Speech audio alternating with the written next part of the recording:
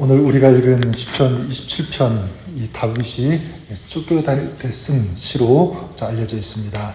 특별히 이 사울의 칼날을 피해서 도망해야 하는 너무나 지치고 힘든 그런 상황. 만약 이런 상황에서 다윗이 가질 수 있는 가장 큰 소원이 있다면 무엇일까? 만약 누군가 이 다윗에게 너의 이 소원이 무엇이냐 묻는다면 아마도 사울이 빨리 죽었으면 좋겠다. 이런 위급하고 다급하고 좀 험난한 이런 상황에서 빨리 벗어났으면 좋겠다. 아마 그런 소원을 얘기할 수도 있었을 것입니다. 그런데 이런 상황 속에서 다윗이 가지고 있는 소원은 무엇이었냐면 4절에 보니까 이렇게 고백하죠. 내가 여호와께 바라는 한 가지 일 그것을 구하리니 곧 내가 내 생명의 평생에 여호와의 집에 살면서 여호와의 아름다움을 바라보며 그의 성전에서 사모하는 그것이라. 지금 다윗이 가지고 있는 가장 간절한 소원, 사모하는 것, 바로 그것은 바로 하나님인 것을 볼 수가 있습니다. 내가 하나님께 바라는 딱 한 가지, 그것을 구하겠습니다 하면서 그것은 내 평생에 하나님의 집에서 살면서 하나님의 아름다움을 바라보며 하나님을 사모하는 것입니다. 이렇게 고백하고 있습니다.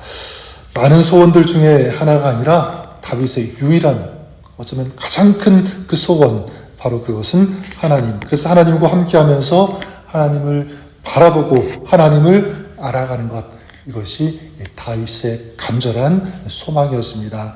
이런 다윗의 이 소원은 다윗의 평생을 보더라도 그건 증명이 됩니다. 10대 때 양을 치는 목자일 때 그는 하나님을 찬양하면서 하나님을 노래하는 그런 삶을 살았죠. 20대 또 사울 왕에게 쫓겨다니면서 도망다닐 때 광야를 헤맬 때도 오늘 말씀에 나오는 것처럼 그렇게 하나님을 찾고 나중에 왕이 되어서도 마찬가지죠. 역대상 23장 25장에 나오는 것처럼 성전을 짓고 수천 명의 그런 연주자 이런 찬양대를 동원해서 하나님을 찬양하는 것, 이것이 이 다윗에게 가장 큰 기쁨이었다는 것을 우리가 압니다. 다윗도 사람이기 때문에 다른 인간적인 소원, 더 높이 올라가는 것, 인정받는 것, 오래 사는 것, 이런 것들 소원을 말할 수도 있었음에도 불구하고 다윗의 한 가지 가장 큰 소망은 하나님이다. 하나님과 함께하는 것, 하나님을 바라보는 것. 저는 오늘 이 다윗의 이 고백이 우리의 고백이 되고 다윗의 소원이 우리에게 소원이 되었으면 좋겠습니다. 누군가가 여러분에게 또 나에게 만약 한 가지 소원하는 것이 무엇입니까? 묻는다면 아주 간단하게 단순하게 우리도 이렇게 고백할 수 있었으면 좋겠습니다. 하나님과 영원히 동행하면서 함께 살아가는 것, 또 하나님의 그 은혜 가운데 살아가는 것, 주님을 믿고 또 주님을 바라보고 주님을 예배하는 것, 이것이 우리의 가장 큰 기쁨이 되는 것, 이렇게 고백할 수 있는 그런 저 여러분 우리가 될 수 있기를 바랍니다. 우리 교회도 마찬가지. 누군가 우리 교회 소원을 묻는다면 우리 여기 있는 우리 모든 분들은 한결같이 우리는 하나님을 예배하는 것입니다. 그리고 하나님을 구하며 하나님과 동행하는 것, 이것이 우리 교회의 가장 큰 목표고 소원입니다라고 말해줄 수 있는 그런 성도, 우리가 그렇게 될 수 있기를 바랍니다.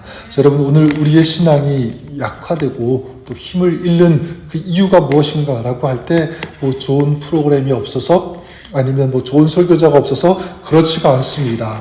좋은 프로그램들이 있고 또 인터넷에 들어가면 얼마든 좋은 설교 많이 들을 수 있습니다. 그러니까 어떤 외부적인 환경의 문제가 아니라 사실 우리가 정말 하나님의 그 사람으로서 그 신앙에 그 진정한 영향력을 끼칠 수 없는 그런 모습이라고 한다면 그 이유는 바로 나 자신의 문제입니다. 내가 하나님을 찾아야 되는데, 내가 하나님을 갈망하고 하나님 앞에 나아가야 되는데 그렇지 못할 때 그렇게 될 수 있다고 하는 사실입니다.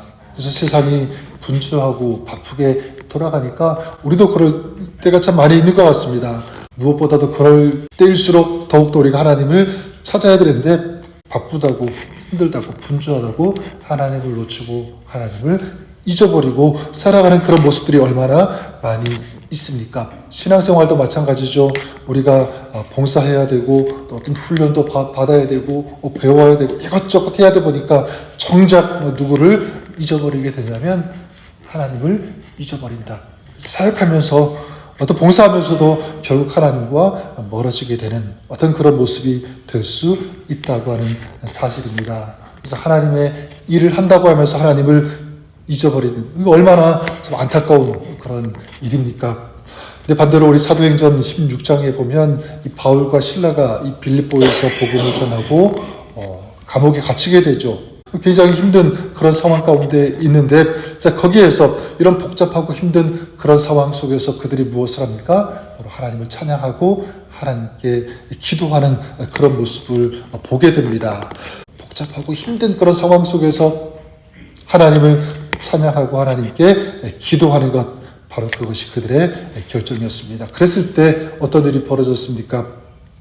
그들을 메고 있던 것이 풀어지게 되고, 또 그곳에 있던 사람들이 이 바울과 실라를 통해서 하나님을 만나고 예수를 믿는 이런 놀라운 이 매임이 풀어지는 역사, 막힘이 열리는 역사, 그리고 믿지 않던 사람이 예수님을 만나게 되는 이런 복음의 아름다운 역사가 일어나게 된 줄 믿습니다. 저는 저와 여러분 우리에게도 이런 은혜의 역사가 있기를 간절히 바랍니다. 내가 하나님을 찾았더니, 하나님께 구했더니, 하나님께 기도했더니 이제 하나님께서 행하시는 역사를 경험하는 인생.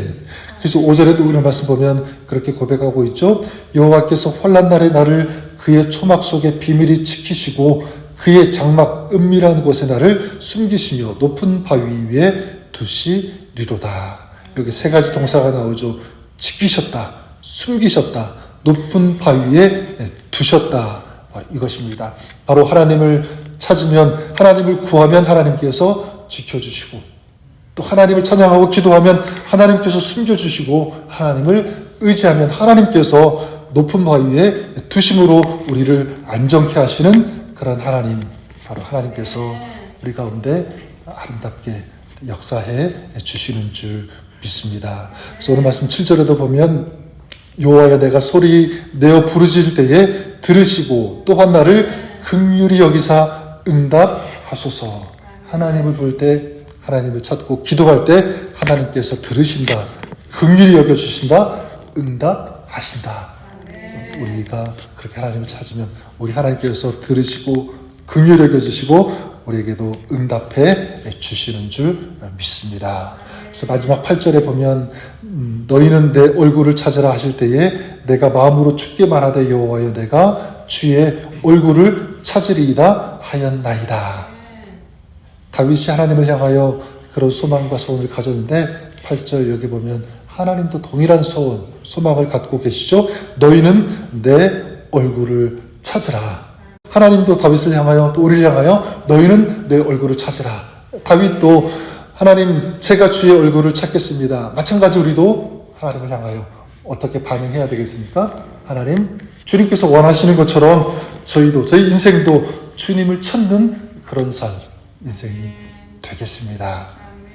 오늘 이것이 우리의 소원이 되었으면 좋겠습니다. 하나님, 오늘도 제가 주의 얼굴을 구하는 그런 인생, 오늘 하루도 주님을 찾고 주님을 구하고 주님과 동행하며 예배하는 오늘 아름다운 믿음의 삶, 저와 여러분들이 그렇게 살아가실 수 있기를 주님의 이름으로 간절히 축원합니다.